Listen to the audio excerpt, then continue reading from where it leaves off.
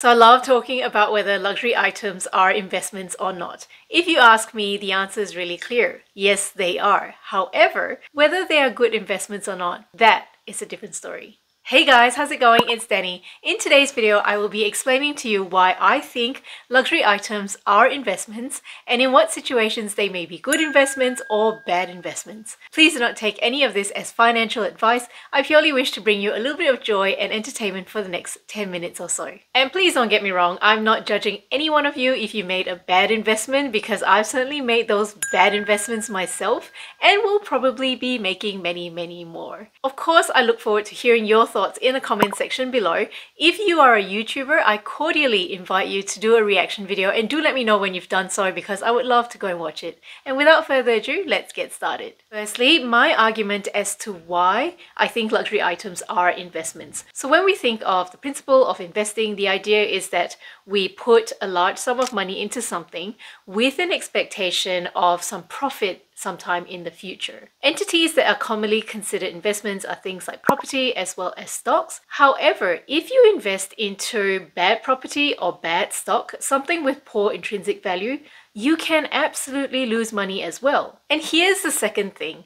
Even if you buy a good stock or good property, it can still be a bad investment if you paid too much for it or sold it at a loss for whatever reason, some of which I'll cover later in the video. And just like if you want a stock to be a good investment, if you want a luxury item to be a good investment, you have to do your research. Now here comes the fun part. For the rest of the video, I will take you through a few specific examples of how a luxury item can be a good or a bad investment. And of course, I cannot escape this topic without talking about the Birkin. Now, there are quarter bags from Hermes that are considered good investments. For example, the Birkin, the Kelly, and the Constance. For the purpose of this video, I'll just be referring to the Birkin. One of the reasons the Hermes Birkin is considered a good investment is because if you can buy it from the store, as soon as you walk it out of the store, you can flip it for an extra 50% or more. This is because Hermes doesn't make that many Birkins and the demand significantly exceeds the supply. This in the investment world is called a moat or a competitive advantage, and I really respect Hermes for building this air of exclusivity around their quota bags. However, unless we're really lucky, we actually need to build up a purchase history with Hermes before we'll be offered a Birkin. The consensus is that we need to spend a 1-to-1 ratio of the recommended retail price of the Birkin before Hermes will offer us a bag. And if you're not familiar with this, this means that you have to buy other products from Hermes that totally adds up to the recommended retail price of the Birkin before you be offered a Birkin to buy. In this situation, I would argue that the Birkin would be a bad investment if we went ahead and bought all this other stuff from Hermes that we otherwise would not have bought in the first place. Another time the Birkin would be a bad investment is when we go to a reseller and we pay too much for the bag. So let's talk about the Birkin 25 at the moment, which is really trendy and in demand because small bags are trendy. So if the Birkin 25 retails for about 15,000 Australian dollars,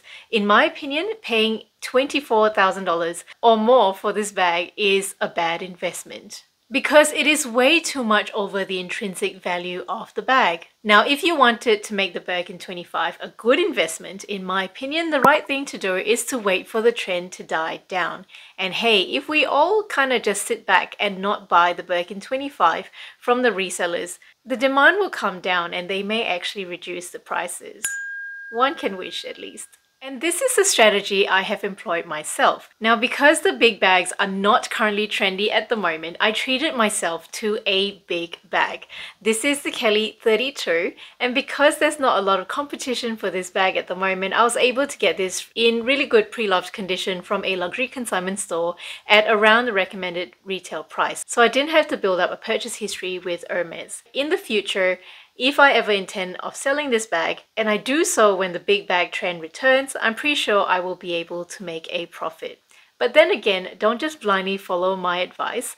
It is just my prediction and I could absolutely be wrong. Because instead of the bags getting bigger, they seem to be getting smaller and smaller. And I also have an uncomfortable inkling feeling that one day we may not actually have to carry anything at all because facial recognition technology is closer than we think. I really wonder how the fashion houses will manage that. Maybe that's a video for another day. I also want to talk about the Chanel Classic Flap. Of course, I agree that the Chanel Classic Flap is a great investment for anyone's wardrobe, and that's because it is timeless, it is classic, you can wear it till the day you can no longer carry a handbag. However, from a financial standpoint, I don't necessarily think it is the best idea to walk into a Chanel boutique to ask for the Chanel Classic Flap in a common colorway. For example, black lambskin with gold hardware. This is because the bag is made every single season, so this means that there is a relative abundance of it in the pre-loved market, going for less than retail. However, if we chose to do this, the Chanel Classic Flap would be a good investment if we kept it for another 5 to 8 years in really good condition. Because at the rate of Chanel's price increases, you will likely make a profit if you flipped it then. An example of this is this bag that I have right here. This is my Chanel Rectangular Mini. It is vintage, black lambskin with 24 karat gold hardware. I paid 3,600 Australian dollars for this, and although compared to the current retail prices, this may seem like really good value. However, I'm very sure that 20 years ago, the original buyer did not pay anywhere near this price. It's kind of a win-win situation because I've gotten it for a bargain and the original owner also made a profit. So yay to sustainability. Now going back to talking about the classic flaps, if we're able to get a classic flap in caviar leather in a sought after seasonal color directly from the boutique, that I would consider a good investment because the demand outweighs the supply. And if you're able to get your hands on one of these, it means that you could flip it for a profit in the future or maybe even straight away. Now let's talk about one of my suboptimal investments. This is my small Lady Dior. Just like the Chanel Classic Flap, I would consider the Lady Dior a good wardrobe investment. However, from a financial point of view, maybe not so much. Dior is also very well known for doing price increases. I purchased this bag over here for about 5,800 Australian dollars in early 2020. The price is now 6,400 Australian dollars, and it's tempting for me to think that I made a good investment. However, this bag is going for approximately $4,000 on the pre-loved market. Ouch. So in my opinion, you'd be a winner if you bought this bag on the pre-loved market. Now let's talk about bags that typically are considered bad investments. I have one right here. This is my Ferragamo Brianna tote. So I have owned this bag for about 11 years now, and back then it retailed for approximately 1,300 Australian dollars, and now on the pre-loved market it is being listed for somewhere between 350 to 750 Australian dollars. Ow. So this bag certainly has not held its value. However, something we should consider is that the price of luxury is increasing at a rate that is disproportionate to general inflation. So this bag is no longer in production. However, a Ferragamo tote today would retail for over $4,000, which translates to a price increase rate of approximately 19% per year. Compared to the inflation rate of the Australian market of 3 to 4% per year. And we're only talking about Ferragamo here, we're not even talking about Chanel price increases. I recall that my budget for luxury many years ago was $1,000 a year. I bet you are laughing. Right now, with that kind of budget, I can't even buy the Louis Vuitton mini pochette in leather.